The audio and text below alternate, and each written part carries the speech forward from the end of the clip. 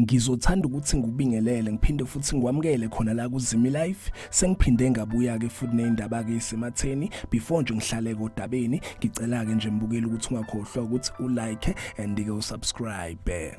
Namhlanje ngikuphatheleke indaba esematheni, indaba ke thinta owesilisa owenzeke isihluku ngokubulala lo okade kethandana naye. uSibusiso ubulaleke intombi yakhe and ubeke senza ivideo emva kokuba ke bulale intombi yakhe and ivideo ke bilokhu itrend lapha einkundleni zokuxhumana. Le video uyenzeke endaweni yesigameko and uvezile umzimba wentombi yakhe kuyona ke video.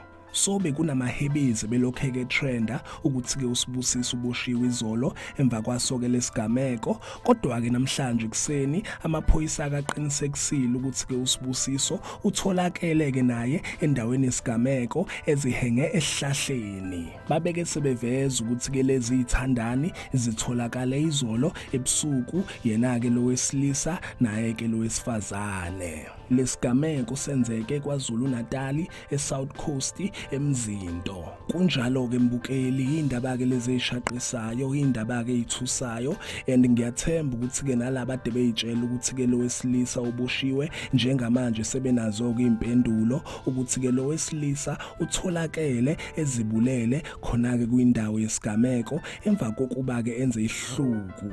Obengakayiboni ivideo engahamba ke uyichecka lapha einkundleni zokuxhumana kuFacebook noma ke kuTwitter. Yizo ke lezi mbukeli indaba ade ngikuphathele zona, indaba ke zibhlungu, isihluku esenzeke kowesifazane ebulawa ke lapha isoka lakhe. Ngicela ke nje mbukeli ukuthi ungakhohlwa ukuthi ke ulike and ke usubscribe. Ake ngithi ke nje danke, ngiyazi bongela.